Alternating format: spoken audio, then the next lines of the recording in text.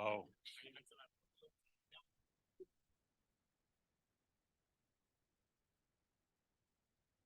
We don't want any EMTs coming tonight. All right. Good evening, everybody. Let me get everybody's attention so we can go to do things tonight.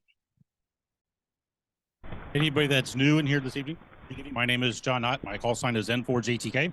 I am not Carol Perry, although my ID says I am, but I am just making sure I do not lose Carol's ID before hamcation and stuff. Bobbin just gave it to me tonight, and I want to make sure it gets home and goes into the stuff for hamcation next week. I don't want to lose it beforehand.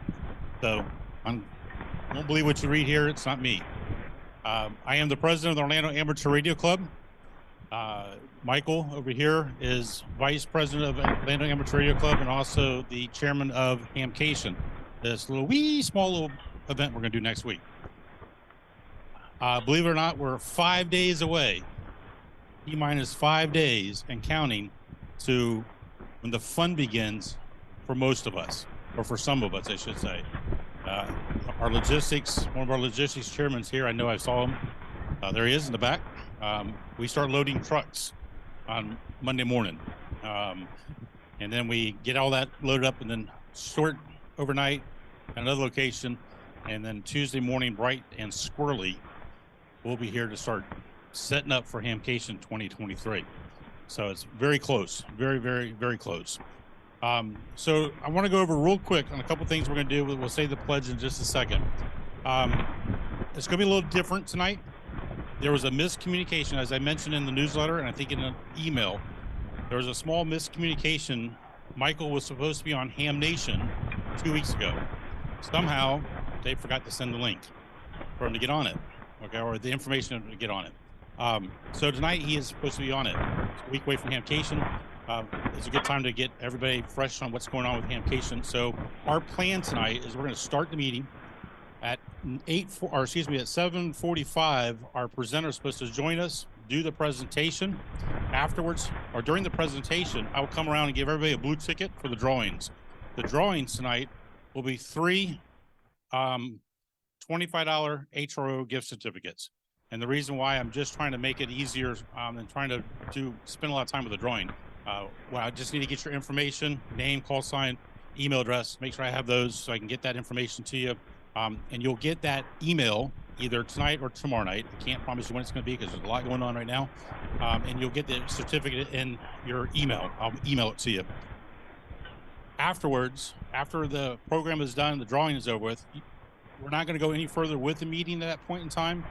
We're not going to do club announcements this month. We're not going to do officer announcements or board announcements, only in the interest of time. So that way, hopefully by 8:45, we're done with the meeting. You guys are more than welcome to stick around if you like. If you do, we ask that you be quiet because Mike has to join the Ham Nation group at 8:45-ish, okay? So you can be prepared for going live on YouTube at 9 o'clock, okay? My understanding through Michael was that he's supposed to be one of the first segments usually about 15 minutes or so. And after that, he's going to cut off so we can break down. I know normally during the normal meeting month, you guys will help us break down tables and chairs. Obviously, I can do that immediately after the meeting, after Michael gets done with the broadcast on Ham Nation. Then we'll take care of that stuff. If you guys are still here, that's great. We appreciate your help. If you're not, we understand, okay? We're not asking you to stick around. You stick around. Please be quiet. Unfortunately, this room is not very good for acoustics. So noise travels, sound travels. It'll be over by the dumpster or the garbage can over there and accidentally make a little noise, and it's going to echo over on this side of the room very easily. So we just want to make sure everybody stays quiet, okay? Next month, in March, we'll get back to normal. I will sit there and mention that in March, we will start taking nominations for board of directors. All officers, all directors are up for nomination or re-election if they choose. If not, obviously we hope to have maybe some people that are interested in becoming board members. All right. Bob Pollock, he's waving his hand there in the center back here, will be our nominations chairman. And I will send an email out to the group and what the rules are for running for board of directors. Okay. I always say this every year. If you plan on running on the board, be prepared to work. Okay. This is not a sit down board position where you don't do anything. Okay. I'm only saying this because I'd like to dish out work to be done, and I can't do it all myself. This is a large club. The membership expect a lot out of the board. Okay. But you will get all that information in email, and we'll get that out to everybody. If you're interested, you can submit your name to Bob in an email, and we'll get you on a slate. Okay. And we'll probably end up doing electronic meetings. Electronic voting like we did in the past, because it seems to work better. It gives an opportunity to everybody to vote no matter where they're at. That's in the club. Okay. So we'll go over all that stuff in March. But I did want to mention that now. And then also March, there should be a regular meeting where we're not rushed through anything. Okay. All right, Michael, flag. Oh, you're up. Sorry. If everybody wants to stand, we'll say the pledge. Pledge allegiance to the flag of the United States.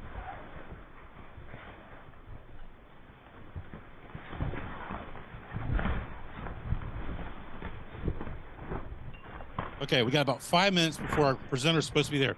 Does anybody have any questions? Yes, sir.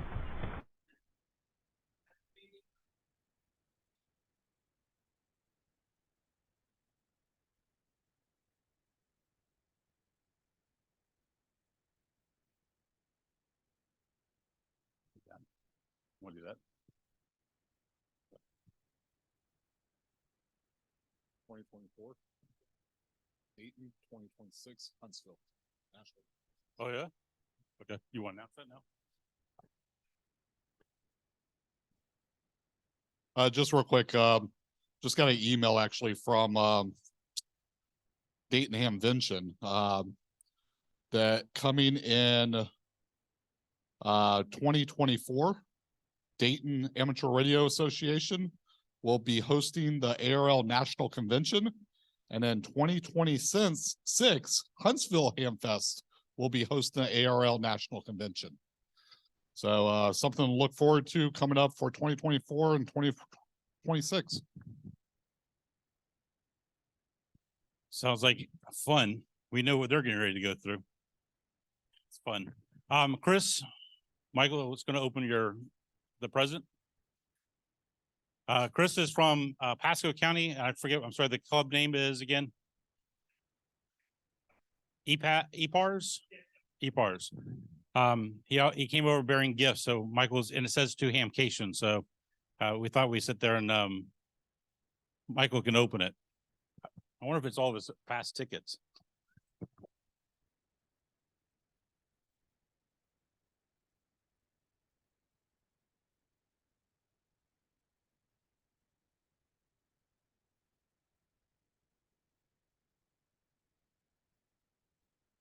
While Michael is opening that real quick, if anybody wants to get their coffee or donuts yet, there's still more over there, please. Watch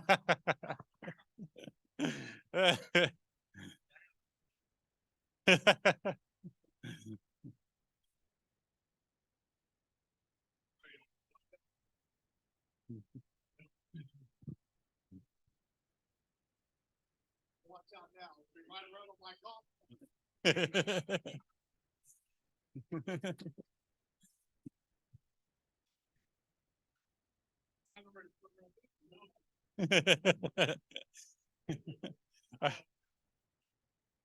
Appreciate it very much. How many of you guys that's in the audience right now has not your connection? I just heard bing bing. How many of you have not been to Hamcation in the past? All right, excellent. Just to give you a point of reference, this is the building you want to come into first, okay? The reason why this back wall right here is the prize and info booth. Right over in this corner is the prize barrel. That's where you want to put your ticket stub in, okay? So this room, which is commercial vendors, gets a lot of traffic, okay? And this is also where the drawings will be hourly throughout the weekend and stuff. So, everybody good? Everybody got any other questions real quick before we get started? You good? All right, Ed. Oh, I'm sorry.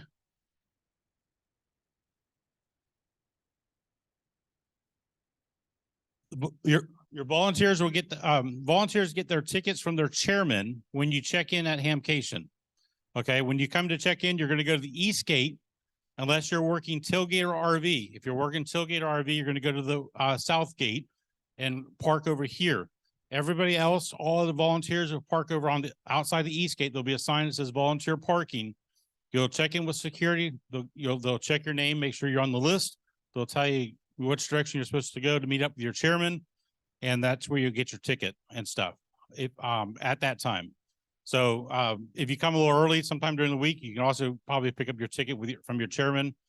So that way, if you're scheduled on Sunday or something, the only thing we do ask, if you are scheduled on Sunday and you're getting a free ticket, please make sure you do show up on Sunday after using your ticket for Friday and Saturday and stuff. Okay. Any other questions?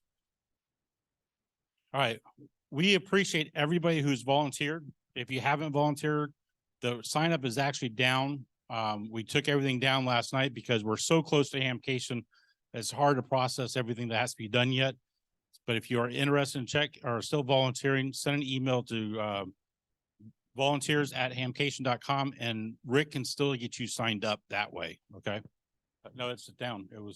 You took it down. So, all right. You're Ed. You want to introduce your presenter? I see you're there, John. Good evening. John Leonardelli is VP3 IPS or VE3 IQ or K6WR. Those are his call signs. He's been a ham since 1975. His shortwave listening and high school ham radio interest led him to pursue an electrical engineering career and degrees in communications and telecommunications technology. As a member of the Metro Amateur Radio Club, John obtained his basic and advanced license, and his primary interest in ham radio included building ham-related gadgets, restoring boat anchor radios, QRP, contesting, portable and marine HF operation with a focus on parks on the air and summits on the air. John is involved with the York Region Amateur Radio Club in various management boards and roles and is passionate about increasing members' participation in activities. The past few years, he's been growing the hobby at the youth level with Boy Scouts and Venture Scouts, getting licensed and participating in Jamboree on the Air. So, John, this is your turn, and thank you very much for agreeing to do this. We're looking forward to your presentation. Okay, so we're very good evening, guys. Ready to roll here. Good thing it's not 8:20. I'm having a problem with my video. I show up upside down after the Zoom update. I don't know what's going on, so I'm gonna have to try to figure that out or do a reset or something. But anyways, you can see what I look like on qrz.com. So I'm gonna share my screen and this.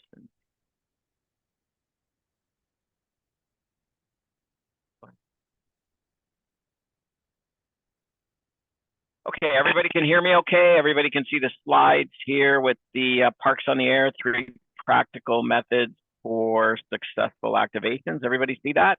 Yes. Okay, so I'll let the host figure out any chat questions that come in. You can ask questions at any given time, or we could wait at the end of the page. I'll leave that up to you guys, but I look forward to as many questions as possible.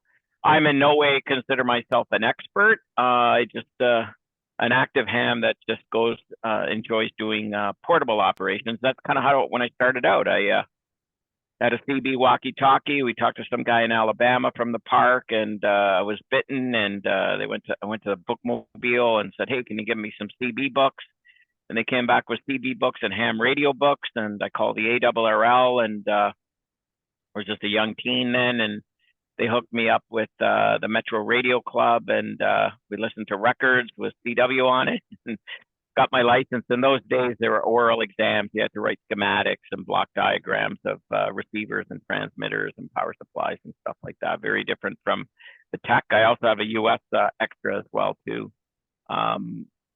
So I've been kind of an operations guy in the field or in the parks for quite some time.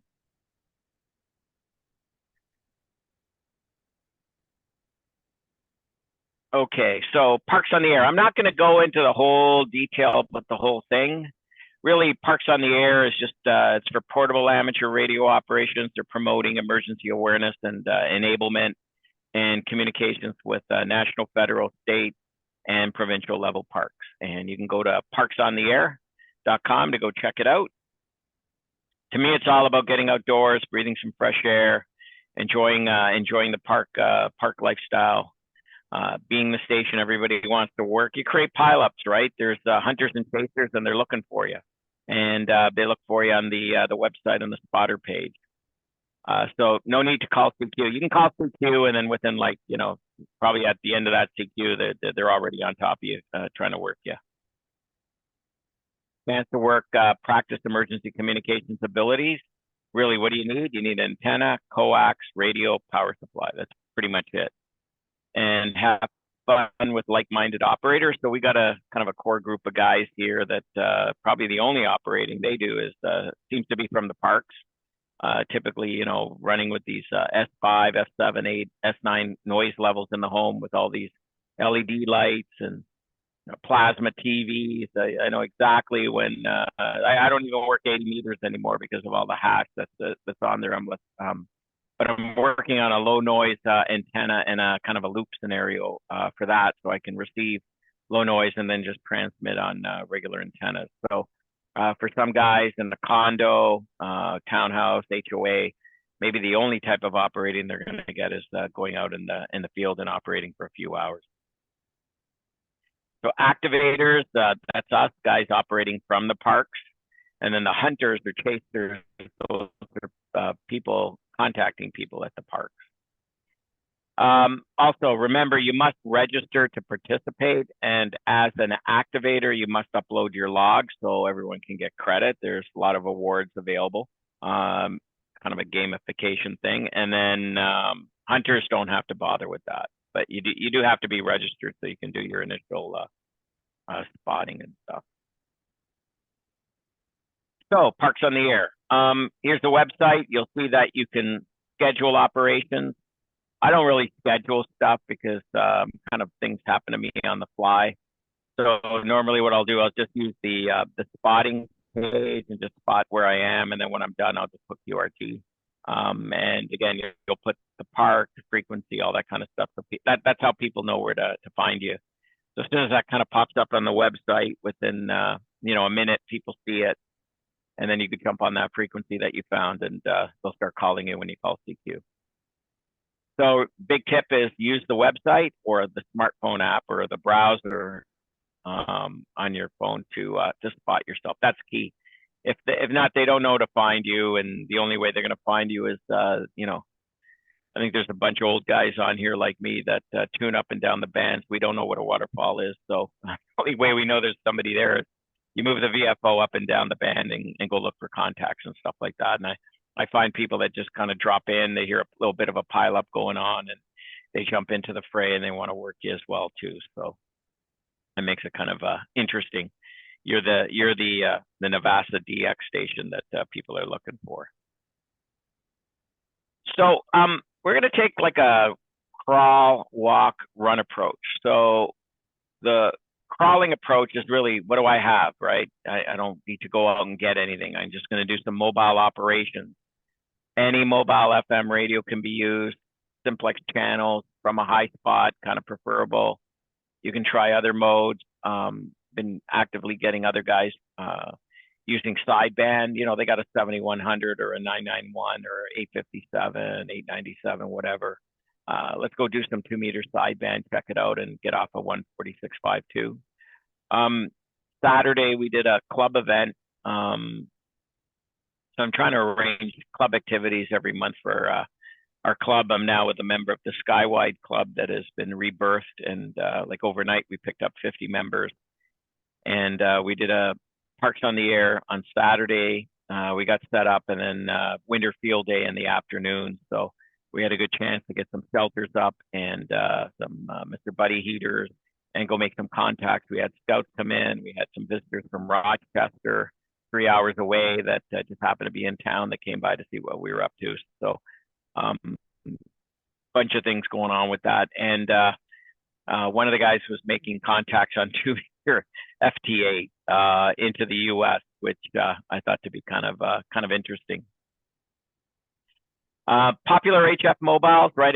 Typically it's an HF band, even though you can do 2-meter FM or 446. Your 706s are great radios, the QRP radio, the 703, 7000, 7100, 7200. I don't know about bringing a 7300 or a 7610 out. Kind of 7300, I kind of don't bring it out. I've already kind of nicked my display just in the base. And I used to bring my 991A out because of the multi-mode capability. So now I just stick to different radios. I'm just worried about that 4-inch display getting banged around or something like that. Probably the radio I bring out the most now is an ICOM 7410. I sold my 891 and got the 7410 because it's got an antenna switch. All the controls are there, the IF, shift, noise blanker, all that kind of stuff. I don't have to go hunting through menus and stuff like that. Here's the A91 here in the middle picture here. Great radio, great DSPs. But if you kind of want to have contest grade capability, it's a lot harder because you just got to run through all these menus and stuff like that. And I'd rather just, I've got 20 guys calling me. I'd prefer to have DX capable radio, but that's just me. And then in the Yaesu series, we got the whole list. And there's a couple of Kenwoods out there as well too. So the HX is that 200-watt radio. I know a couple of guys that have bringing that out to parks and running that off 2 batteries, right? Because the HX has 2 power cords.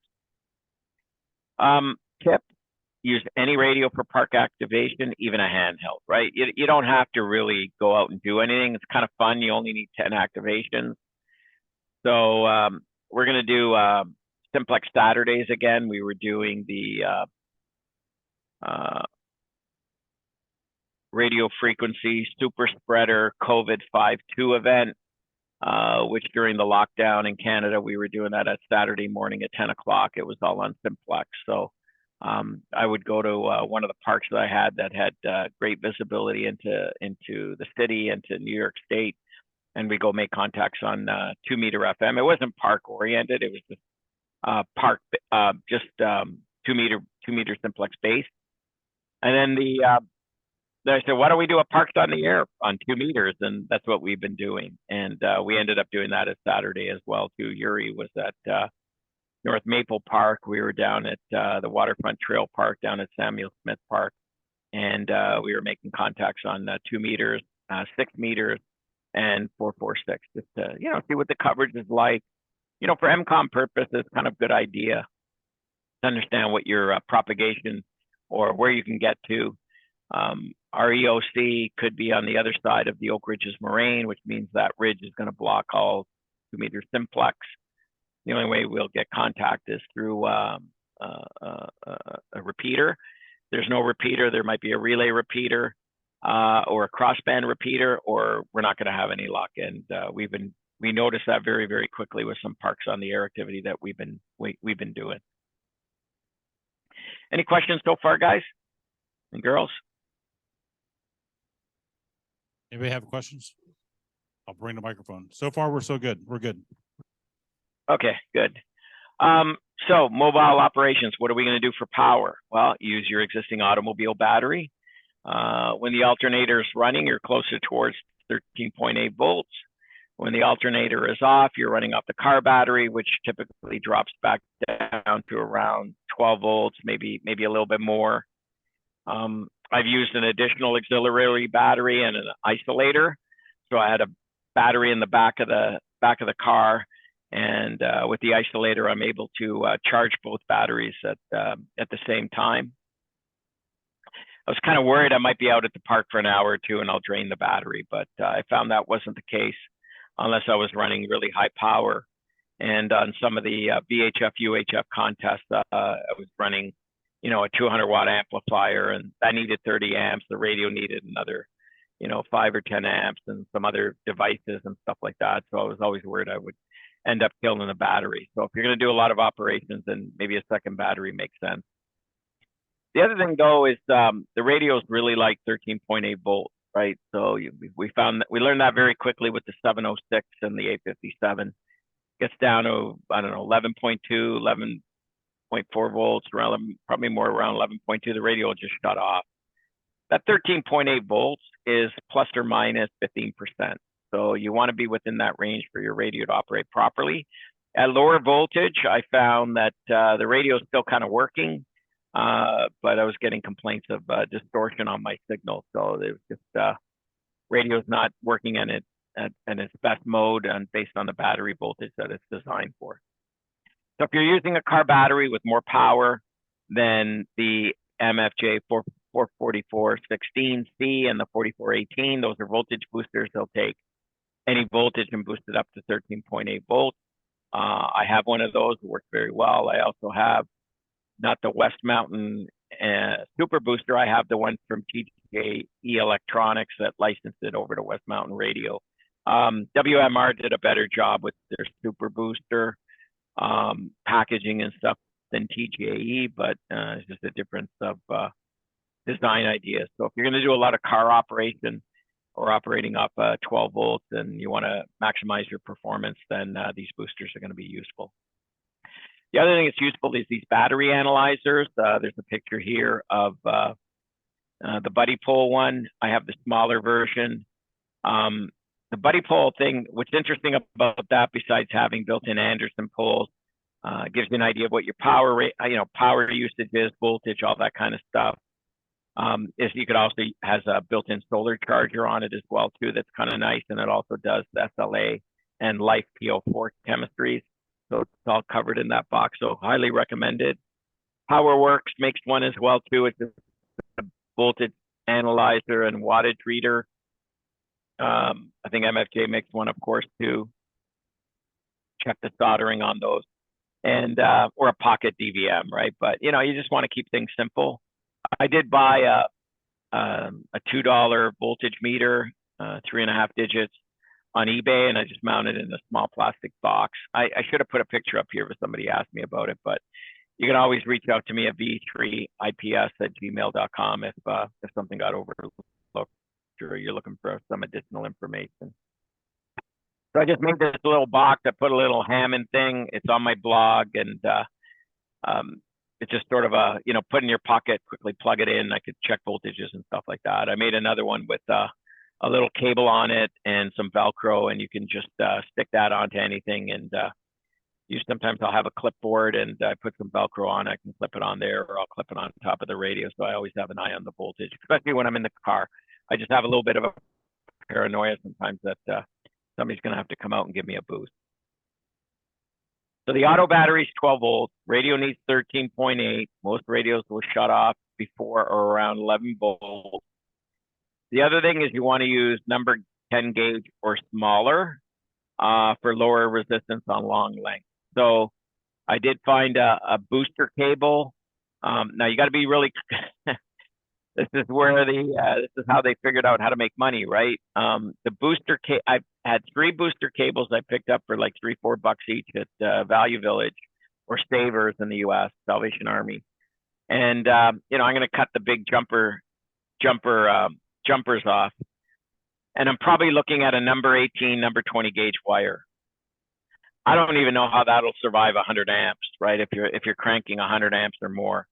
However, I found one that was very realistic that had like a number 1 gauge wire, and it's got the alligator clips on it. And then what I did is figured out a way to get an Anderson pole on it, which really meant mounting it in a box and soldering, wrapping some wire around the number 1 gauge, and then tucking it into the Anderson pole there. Because obviously you're looking at, I don't know, half an inch, 3/8 of an inch of wire, and trying to get into a hole that's 3 millimeters in diameter, right? So that might be an opportunity. But I found that really useful, because what I could do is I could stick the jumper cables on the battery and then run that box towards the back of my car, where I could have my various radios and stuff like that. The other approach is to take it off the cigarette lighter off the back of the plug, but I feel with the cigarette lighter, there's some contact resistance that always seems to drop the voltage. that would be a tip there. Not all booster cables are the same. Okay, what about antennas? Well, if you got a mobile dual bander, you probably already got a VHF, UHF antenna. If you're going to operate on HF, there's the diamond one. You got to make sure you don't lose the little hex bolts on that antenna, because it tends to vibrate and fall out. So you may want to blue tack it. The Hustler series using the MO4 mast, the longer mast. That's a pretty popular antenna, been around since the late I guess 60s. Ham sticks are pretty good, or the Lakeview made one, but I think really now it's all MFJ, right, for the ham sticks. Scorpion, Tar Heel screwdrivers for the credit card operators. Those are kind of expensive antennas. They work very well. A little bit more affordable is the Yaesu ATAS. That's a pretty good antenna. A trailer hitch mount. So I have a couple of trailer hitch mounts that I took advantage of and put a stud on it, and I can put the Hustler mast on it and use that. And obviously, I'm automatically getting a ground into the vehicle. I usually run another ground. You could also do some multi-band stuff. So in the picture here, you can see that VP1 adapter allows you to put up to three coils on there. So maybe you do 20, 15, and 10 or something like that. So you could have a tri-band antenna. It looks a little bit funny, but I'd set that up at the park, right? I don't know about driving around with that. And then hybrid, right? Is where you use an external antenna, very popular now in our neighborhood here with the cold weather and the snow. Just crack the window open, throw the coax out, and go throw up a wire antenna of your choice, the dipole or whatever, sloper, and go make contacts that way, all from the luxury of your car. Pay attention to antenna grounding and panel bonding. That could be important. KB0G has an excellent website on mobile stuff, so he talks about some of the grounding and panel bonding. So you might, on your SUV, have a back hatch, but that's not necessarily grounded to the rest of the car. So by bonding that with a ground strap to the rest of the car, improves your mobile performance. If you got a mag mount on the roof, the triangle one with the 3 magnets, and you got a ham stick on top of that, you don't really have to worry about antenna grounding or panel bonding. It's really more where you have an antenna mounted on a mount that's affixed to the body of the vehicle. So here's our American friend, KB9EVB, with the porcupine and the Doppler on it, with the police car he probably picked up at the county auction. Yeah, that might be a little bit overkill. I think he's got an ATAS antenna there on the back here too. The bottom left-hand quarter, just simple 817 with a T1 tuner, 9-to-1 Pac-10 balun into 29 feet of wire thrown into the park. It's a quick way of getting operation. This is my typical op in the back of the car. I'll pop the trunk back open and do my operation there. Actually, in this case here, I'm using the 705 into a transverter. I'm operating 1.2 gigs.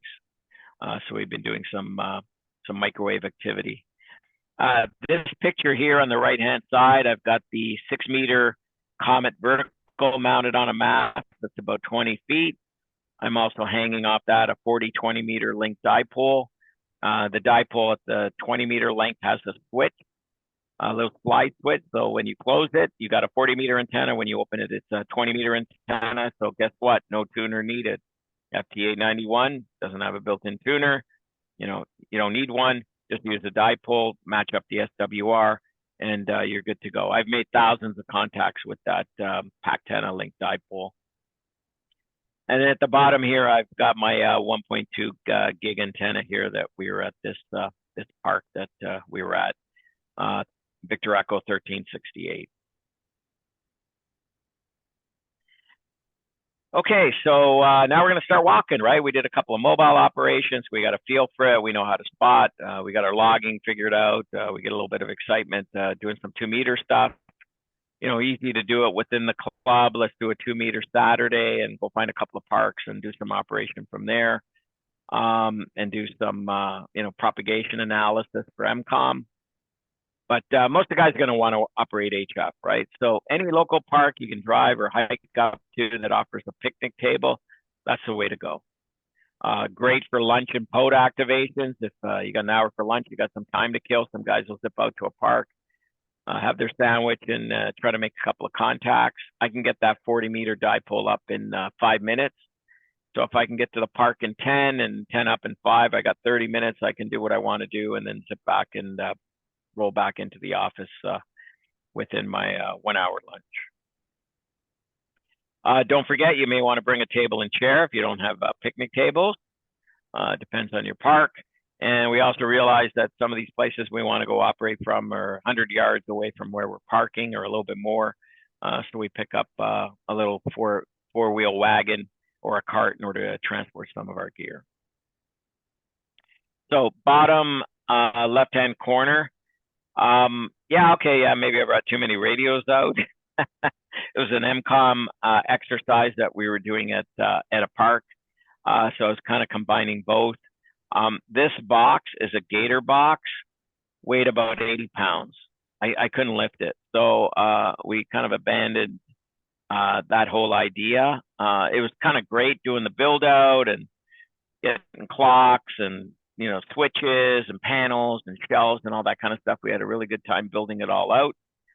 But it's just way, way too heavy to cart around. So kind of abandoned it. Somebody said, oh, well, maybe you put it on a tool cart or something like that. I just said, yeah, I think it's just way too much. I'd rather just deal with things in separate boxes. So what I did here on the right-hand side, this was a loadout where I used, ammo boxes. You could probably pick up Cabela's on sale.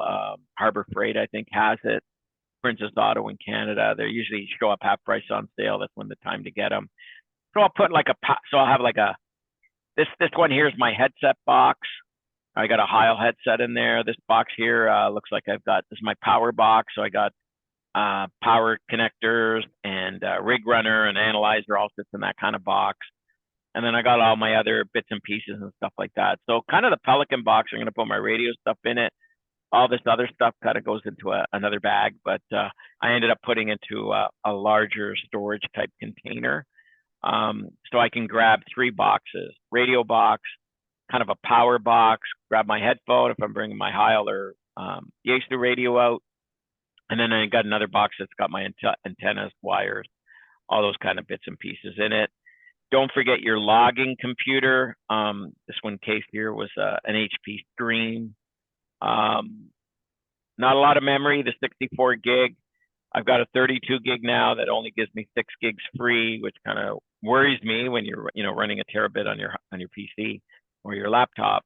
But you're going to get multiple hours of use out of it without worrying about battery drain and stuff like that. So this would just be kind of a POTA logging appliance. And then all this other stuff here, I got everything all bagged out and just toss the bags in and kind of go. Here's a tip: understand your local laws regarding wires and trees. So I was at Rocky Mountain National Park. I brought my 817 with me. I wasn't really doing a POTA activation. I didn't even know what POTA was then. And I threw a wire in the tree, and right away I had the park ranger come over, and he was freaking out. Apparently, I was damaging. I could damage the tree, stuff, and irreparable damage with a wire touching the tree branch. So he followed me around because he saw me. Then I left, and we went and stopped off another place to try to look at some of the animals. And he came by to make sure I wasn't doing anything. He came over to walk over what I was doing. He saw that I had the 817 with the telescopic whip. He was trying to make sure he didn't see the wire from the street. He had to come and take a look at it. So, be cognizant of what your local laws are. You may get into some kind of a trouble with that. Okay, what kind of radios, right? So picnic table radios are, typically tend to be QRP radios. This is when we want to be operating off batteries. So typical usual radios. Igor's bringing his FTDX10 out. Only because he's not happy with the 7300. The 7300 is a bit of a noise magnet, and the front end is really not that great. So it picks up a lot of splatter, and then the SDR tries to solve the bandpass filtering. using software, but if you overload the FVPA and the ADC, it doesn't work out too well, and that overload lead comes up all the time. So not a field day radio. That's 7300 if you're in close proximity. So we've been finding the FTDX10 has been a better radio if you want a full feature radio. But this 891 is the most popular radio for all the parks guys. I think you guys get it at HRO or Gigaparts, might be around $600 or something like that. Obviously, we got the KX series and some 10 Tech guys are out there as well too. The Argonaut 5, I think it is their more modern digitized radio. That's a good one as well too. This is just a pimped out version that Gigaparts did, where they took the 7200 and gave it that ammo green color. It's a biennial. This battery, I think, is from, I think that's a buddy pull battery. And then David Clark headsets there if you're flying a helicopter. Here's a great tip. Operate at 20 watts or 50 watts. It's going to save on your battery. And it's just as effective as 100 watts. So you're going to reduce your battery requirements, where if you're running 100 watts on, sideband, you're going to be peaking 25 amps. If you run it down to 20 or 50 watts, you're going to require less requirements. I run a 9 amp and a 12 amp biennial battery at 20 and 50 watts. I'm only at the park for 45 minutes, an hour, and then I'm gone. So that gives me enough, no problem operating for sure. I think I've stretched out sometimes to a couple hours. But you got to remember, right? Let's look back at our advanced extra exam. Maybe it was the general. We go 20 watts, 40 watts. That's 3 dB, right? Doubling the power. 40 to 80 is another 3 dB. So in the older radios that have 6 dB per S unit, that's 1 S unit, and the newer radios seem to be at 3 dB. I think it was read in the ICOM one for sure. So we're only talking a couple S units. If the bands are in great condition, you hear them 5.9 plus signals, you're going to have a 5.9 plus. You're going to have a 5.9 signal, no problem. If you're working guys into Alabama and Georgia and the southern states, like I would be doing, and they're coming in at 5.3, 5.5, and I'm running 20 watts, it's going to be a struggle for them to kind of pick me up, and you kind of know it because you're struggling back and forth in order to make that contact, and you're kind of getting down into a noise level there that's kind of common for ham radio today. So save your battery. You can use lower power and make some great contacts. I have an ICOM 705 and the 703. 703 is 10 watts out. The 705 is 10 watts out with an external battery. I got a little 3.5 amp hour biennial, and 10 watts. I can make great contacts. 10 watts as well too. So signal reports are lower, but you're hiking into a park. Make some contacts, do the activation, pull the wire back in, throw in your backpack, and move on. Was it yesterday or the other day? I went to a local park near my house, went for a hike, brought the 703, threw the wire up in the tree, 901 Ballon, hit the tune button. I made 12 contacts using 10 watts. I couldn't take the cold anymore. It was like minus 15 with Celsius with the wind chill, and threw it back in the backpack and moved on. So picnic tables. So, hey, we have the luxury, right? We're usually coming by car. SLA, cheap, great for QRP because you're not going to draw 25 amps. You're only going to draw a couple amps. There's a charge cycle to them. They are heavy. Watch the voltage. 11 volts is critical. You don't want to get below that. That's why you want to have a battery management or an analyzer. I have a cutoff on mine that I got off Amazon, off a Chinese company for $20. That I got it set to trip at 11.4. It shuts off. And then I have another one from Pacific Antennas. That's got a little beeper you can set up on it. So if the voltage gets down to 11.7 volts, it's got a 11.4 volts or 11.2 volts on it. I've got a buzzer that goes off to warn me that you're depleted the battery and maybe cease and desist to save the battery. However, now everybody's using Life TO4, right? They're lightweight. You can get 90 to 100% capacity. That being that you're going to run it, you have the ability of running your radio now at 100 watts, right? Because the 30 amp hour batteries under a couple of $100 Canadian, so $100 US, 120 US on Amazon. The Echo Worthy battery, you'll find that's a great brand. I've got 200 amp hours and a 30 amp hour that I've been running for 6 months. Works very well, and also works in minus 10 degrees Celsius weather, as I found out on Saturday. The other brand is Renogy. I have some Renogy products as well too. So QRP or QRO, you get them in different flavors. I think they're extremely safe. They are more expensive. They do offer 13.4, 13.2 volts right out of the box. Get 10 amp hour minimum. We have a Dakota brand here that sells for about $119. That's 10 amps. You can peak current off these. I could probably peak 20 amps of current out of that in momentary peaks that you would do on single sideband. So I could probably push 100 watts. I don't think for a long time, but normally if I'm running at 20 or 100 watts with the 10 amp hour battery, I'm laughing, right? And I don't have to spend a lot of money on batteries. The Buddy Pull A123, great battery, and Bioenno as well too. So I've got 8 or 9 of the Bioennos. I've had one after 8 years. A couple of the cells went bad, and they replaced it in warranty. So they shipped one up to Canada for me, and worked out pretty good. So very few times that I've actually had to take advantage of a long-term warranty that I kind of thought, they'll probably just laugh at me. And 10-year warranty is a 10-year warranty. You guys in the States have Gigaparts.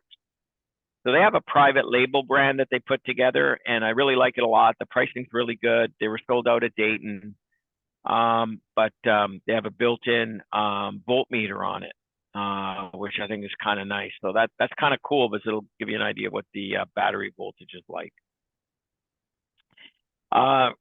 So don't forget your little rig runner. Get the one with the USB port now, because you could also charge your device and save yourself things that you bring out. And this, I believe, is the PowerWorks box. And then there's the other company. I can't remember what they're called. I keep thinking it's Quantum or Quicksilver. They make some stuff, but this is just really a 50 cal ammo box with some bits and pieces put on it. You can get those pieces from PowerWorks. You can buy this ready to go. Put your LiPo battery in there, and you're away at the races. You got something nice and neat. And if it rains, the battery's not gonna give you any trouble.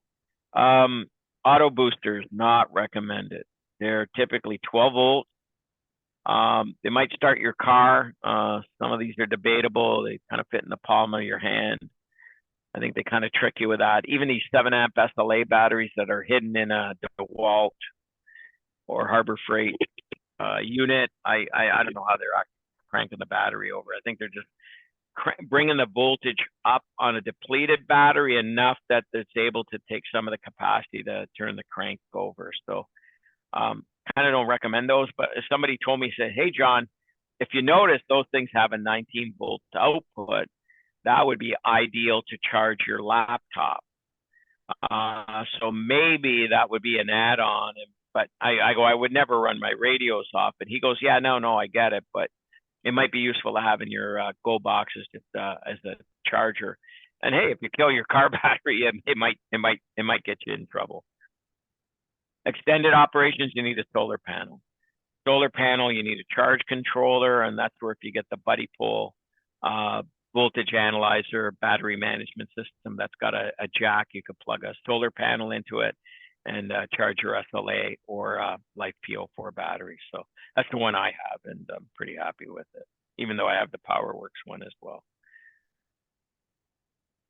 Okay, so what happens now is, what are we doing for antennas?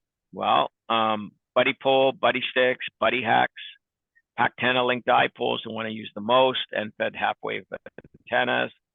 The one that's it's become pretty popular.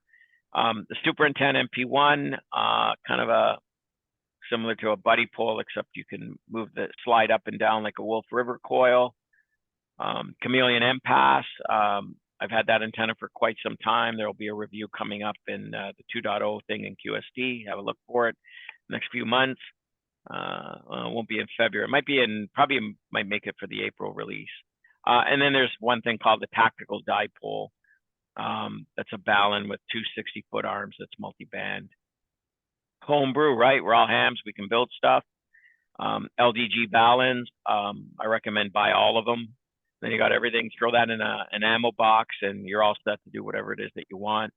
The most popular antenna that I've been recommending to new hams and activators is the LDG 901 Balun. What do you guys have it? Was it 25, 30 bucks? 29 feet of speaker wire to it or some wire.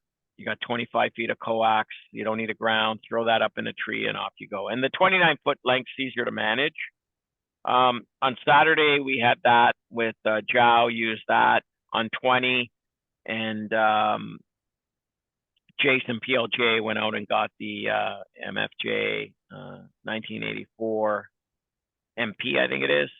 1884 MP. Anyways, they're end-fed halfway into, it's 66 feet long.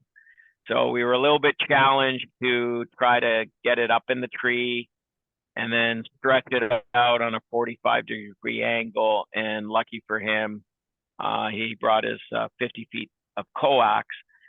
So we were able to get that antenna into the shelter. But I prefer something around, 30, like a 40 meter, quarter wave on 40 is 32 feet, right? So I kind of thinking I only operate 40 meters and up. So I'd be happy with that little LDG red Balun and 29 feet of wire, and you're on the air pretty fast. You don't have to spend 180 bucks for the MFJ when you can do it for 45 bucks with the LDG Balun in Canadian dollars.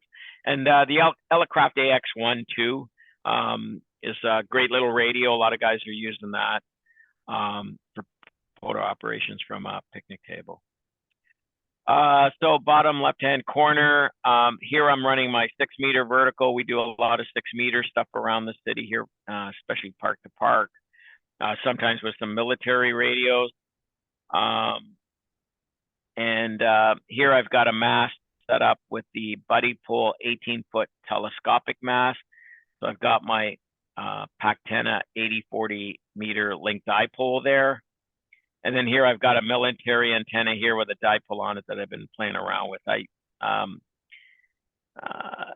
Trying to use this as more of a lightweight mast, but I'm trying to think that with the dipole assembly on it, I'm probably going to cut it down, and it's kind of set up right now for the military band in the 250 to 390 megahertz range. I haven't even had a chance to figure out what the frequency range is on it and put a meter on it, but something to fiddle around with. It's lightweight, easy, and I've got one of those drive over mast mount things I put together with a piece of wood and some metal tubing and a coupling thing I picked up at the Home Depot.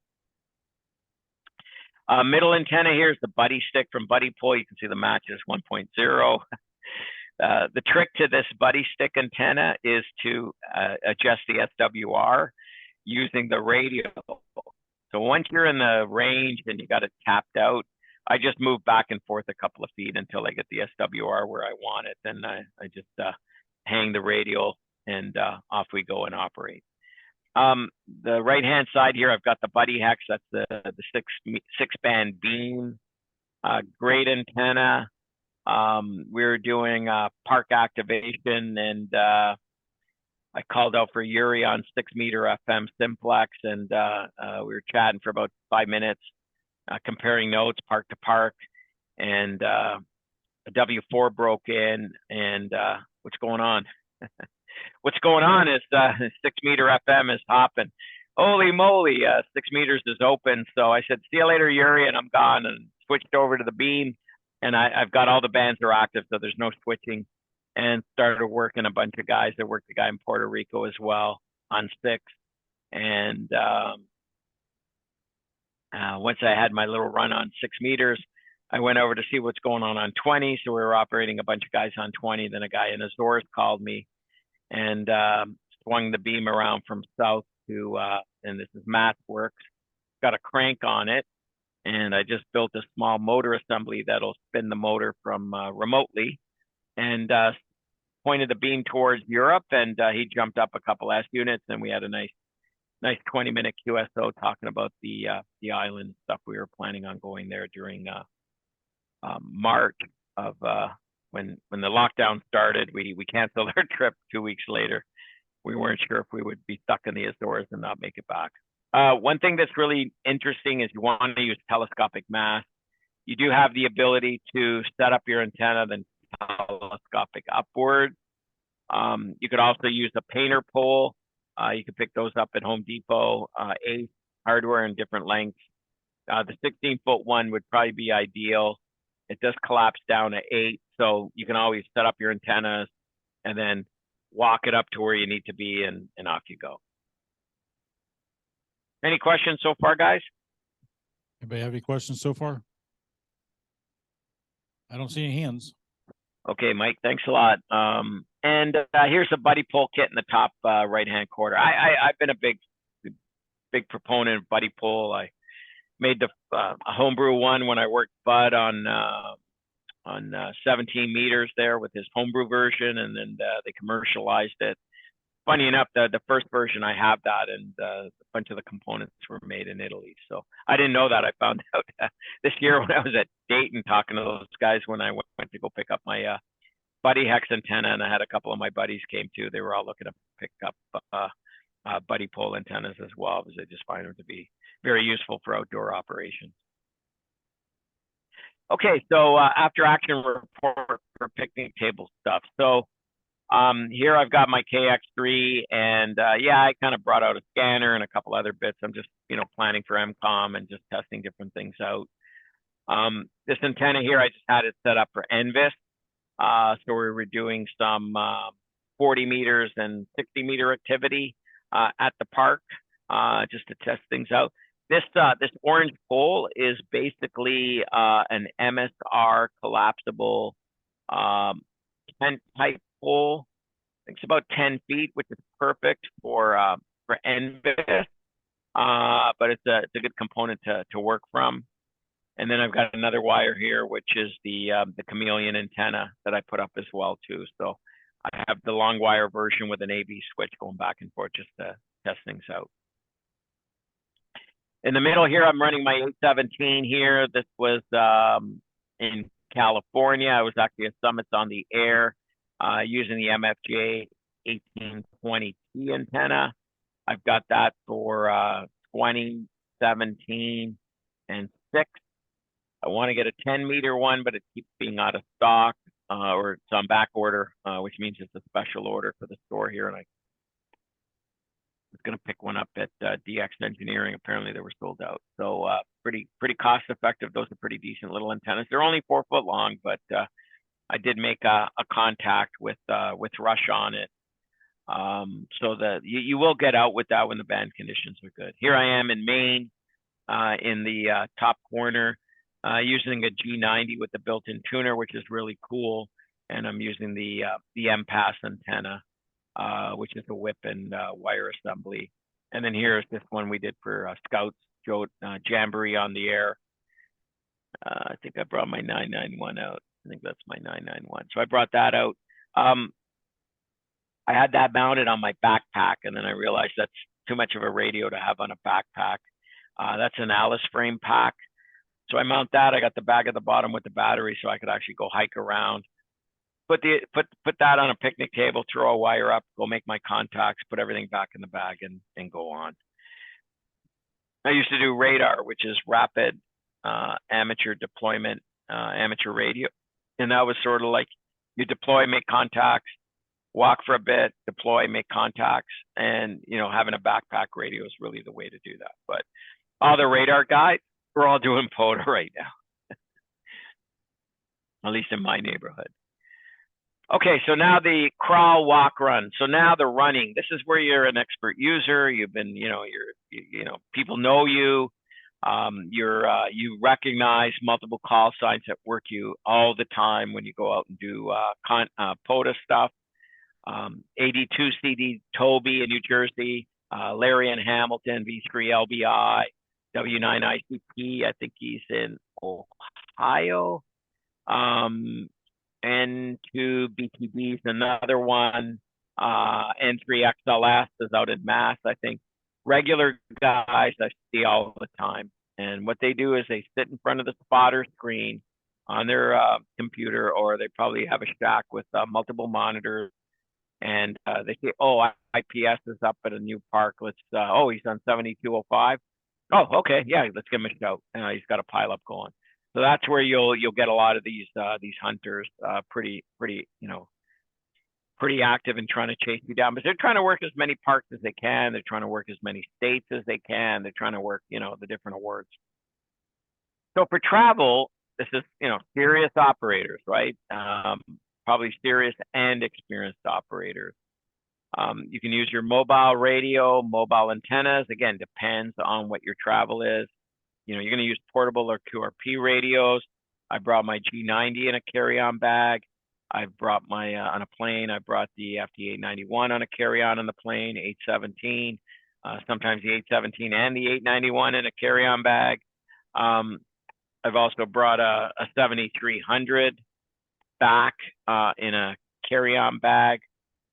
Probably not recommended because it's pretty heavy. But you're probably going to use lighter radios, hopefully with built-in batteries just to lighten your load.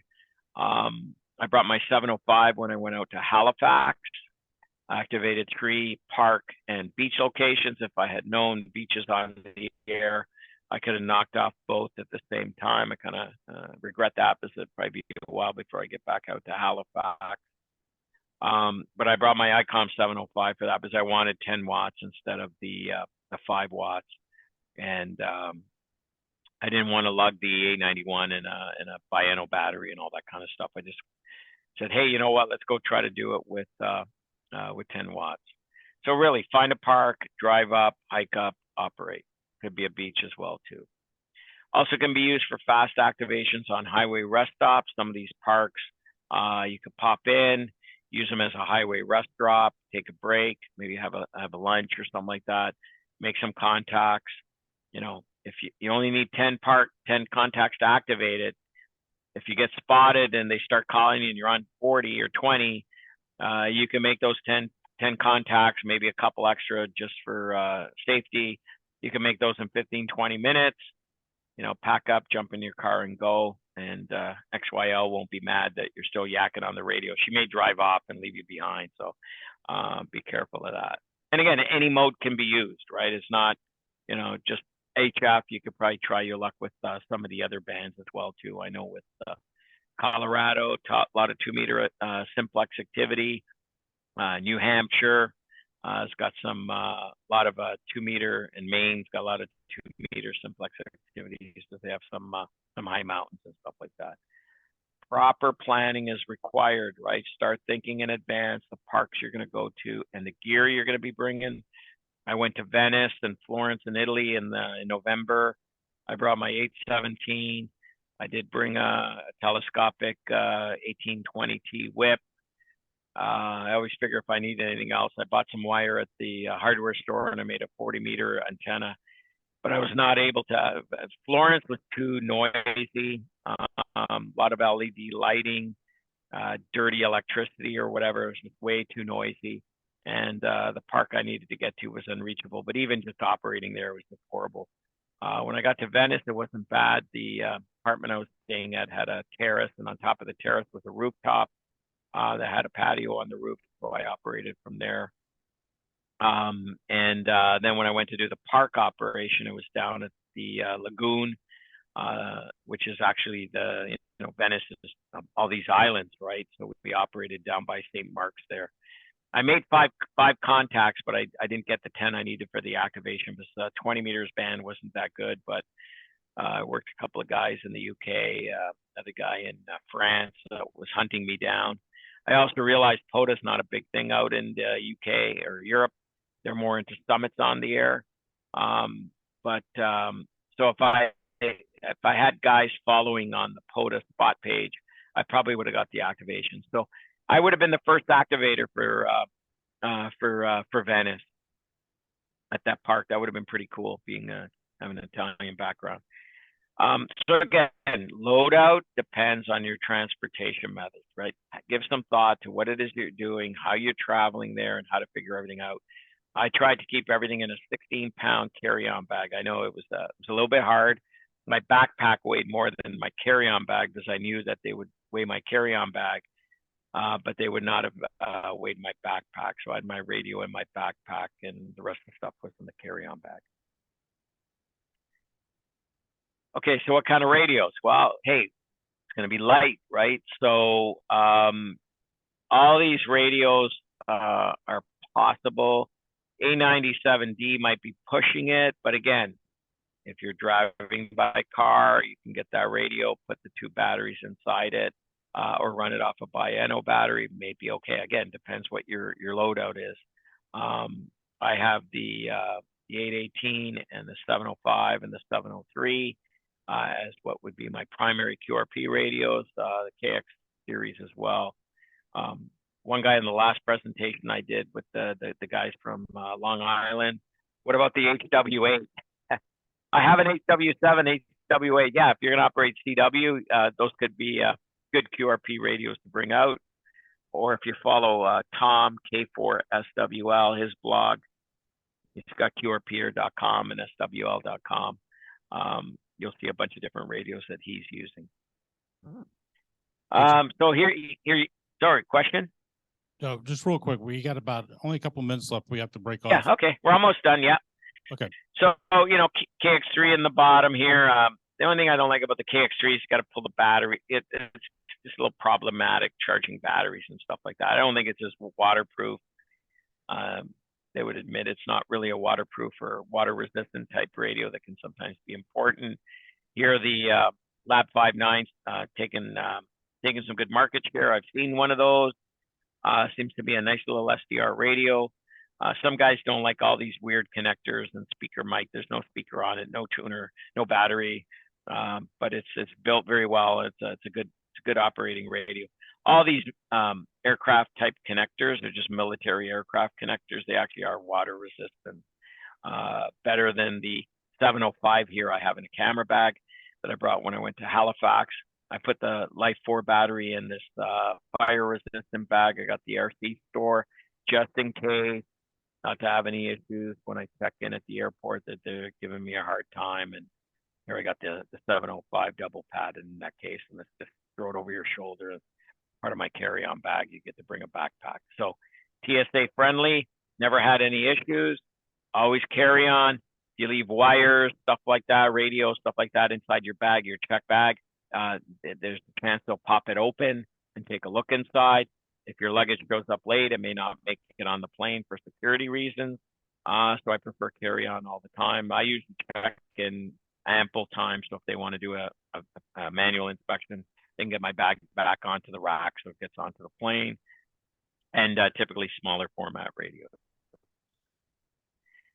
So batteries, again, you want lightweight stuff. So you're going to be looking at Life PO4 or small little switching power supplies. So again, Buddy Pull, Bioenno, strongly recommended, 10-year warranty. EcoWorthy and Renogy, a good Amazon brand. Gigaparts private label, I'd probably be looking at that kind of stuff, but I'm not in the US, so Gigaparts isn't as easy for me to get. And there's always an issue of trying to get these batteries shipped sometimes because they're considered hazardous. RC car batteries are also useful, the 703, 70, and 817. They'll run down up to like 9.610 volts. So these little $20 NiCad batteries will be ideal here with a PowerWorks analyzer. Check your air carrier for rules. I think it's been relaxed a little bit, but I still think the maximum, at least with Air Canada, 12 volts, 12 amps, 144 watts is okay and carry on. I just add the fireproof bag just to make them happy. And again, check your radio voltage requirements. Make sure that whatever battery you bring out is within that range. Don't forget, lithium batteries need a special charger. I use a NOCO charger that does car batteries, SLA, and Life 4. And they're, so they're multi-purpose. They work very, very well. I find it works a lot better than, and I get better indication with multiple lights on it than I do from the little green, red, yellow light that pops up on the Bioenno one and the Gigaparts one. And then antennas, again, this is all stuff that is lightweight, stuff that you can carry with you in your carry-on bag. You could also homebrew stuff. So in the bottom corner here, this one here is a little case I got, and these are the wires I brought out to Halifax. I brought my 51A as well, and I lost the rubber duck somewhere. These are some homebrew antennas I made using number 26 Teflon wire. Just try to make things lighten up a bit. You know, it's almost like drilling holes in a toothbrush. I don't think I'm saving anything here, but just trying to make things compact. You could put it in a coat pocket if you wanted to. And then there's some other stuff here I made too with just, you know, Saturday afternoon stuff was just another presentation did on simple antennas you can do on a rainy Saturday afternoon. The the Comet HF350M, the toy box antennas become pretty popular. This full stomach is the Japanese translation refers to. It's got a 1.8 160 meter coil in it. Yeah, I don't think you're going to make much contacts on that. It's a pretty short antenna. Read the instructions because it's very finicky antenna. It does need a radio. And this is another go-to antenna is the Chameleon Micro Balun with the Jaws clamp and 60 feet of wire. You can operate anywhere with that. I've mounted this on a guardrail, threw the wire up in a tree and make contacts. Not a problem, but you will need a tuner. This was in Halifax, so you can Google my call sign or qrpeer.com. A little bit more talking here. I'm using the Buddy stick antenna here for 20. That worked out very well with the 705 and a small external battery. Made multiple contacts, activated 3 parks, worked Europe as well on it, which was a little bit of a surprise for me. And I worked my buddy Mark in Toronto. He was running another park. He was running 5 watts with his 817, and he was 5x2, but I got him in the lock. Here's a little case. I put all my antenna stuff in there, including the carbon fiber camera tripod to hold everything up. Another picture of me in Maine here, and then this was in Italy. And Cron plants here, I brought my FT817 out here with the MFJ 1820T. Worst day for propagation conditions. It was pretty horrible. I think I rounded up 2 guys on simplex, but I couldn't get enough guys to make a proper activation. So last slide. How do I charge my batteries, right? Give that a thought. Laptop plus a charger. I'm using a Microsoft Surface Go. It's kind of my travel unit. It does run multiple applications, but I'm also using an HP Stream as kind of a logging appliance because the more usage out of it, and it's lower cost than, you know, having the Surface Go, you drop it or, you know, starts raining or something like that. Power stations, the RAV and Goal Zero ones are pretty good. Jackery's got one as well too, very popular on Amazon. They're all 12 volt, so I kind of don't recommend those for you know, trying to operate at 80 watts or 50 watts because of the voltage requirements. But they do come with a pure sine wave inverter, and those are kind of useful to charge your devices and maybe operate a 2-meter mobile radio or a handheld, or, you know, charge your phone or whatever. So if you're going to be out at the park all day, that might be kind of handy. They're pretty cheap now. Homebrew antennas, I use number 26 silky wire and 3D parts to make the insulators and centerpiece. Good club project as well too. Different tuners, the Lcraft T1 or the ICOM AH705 LDG tuners as well, purpose built for your radios. Those are also useful. But think resonant antennas, right? Dipoles. You don't need a tuner. Simplify your loadout. You know, magnetic, you know, that's why the Buddy pole is a great antenna, or the Buddy stick, because you don't need a tuner. You could just make adjustments. Magnetic loops, they're good for 20 meters and up. I don't recommend them on 40. They're very, very low efficiency. And they're all low power, right? So, you know, 20 watts in, you're getting maybe 1 watt out on 40, but on 20 meters, you'll put in, you know, 20 watts in and you'll get 15 watts out because it's a lot more efficient. I use HamRS as a logging application. It's free on laptops, MacBook or Linux. There is a smartphone version. You got to pay, I think, $5 for it. Those work very, very well. It's got some cool features on it. You could also use it for winter field day, general logging. I just used it for for POTA, and then I can export it into an ADIF format and then load the file up into the website, and I'm done. Don't forget coax connectors, fuses, coax backups. I got a little bag that's got all those little bits and pieces in my vehicle because I've driven out to places, forgotten the antenna, forgotten the radio, forgotten coax, forgotten the connector. Where's that little BNC connector? Oh, I must have left it on the picnic table 3 weeks ago. So I kind of have that in there if it's a bit of a drive to where you're going, and obviously think a little first aid kit and water and food. It's all about having fun, right? Trying out new things, new experiences, creating new pileups, making friends with other POTA guys, and experimenting with different things. I'm always kind of figure out, how do I simplify my loadout?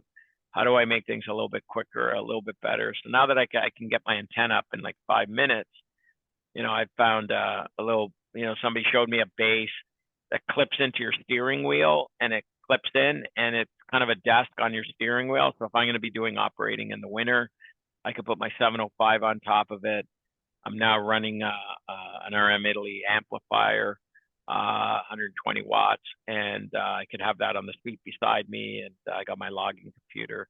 Or if I'm only going to make 10, 20 contacts, I can log it manually, and then when I get home, enter it into the logging application. I think that's it. And hopefully there's some questions. If there's other questions you don't want to ask, or you think of it later, I'm at v3ips@gmail.com. If you search V3IPS, POTA or Buddy Poll, QRP, you'll find my website anyways. So that might be a way to find me, but or you can go to the qrz.com webpage. I have no problem answering emails or helping, questions or anything like that. Hey, John, for the interest of time, what we'll do is we'll sit there and share your email address with the club.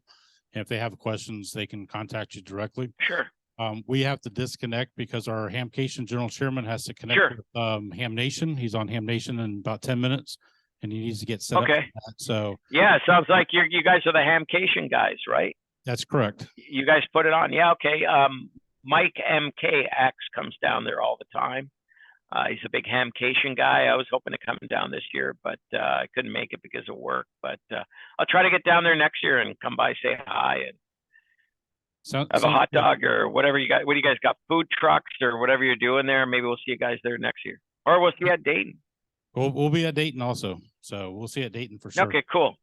Appreciate it very much. We can't thank you enough for doing this for us tonight. Thanks, Mike. 73s. All right. Have a good night. All right, real quick. The numbers that I've drawn, in the interest of time, I went and drawn numbers. The last 3 digits of your tickets, 580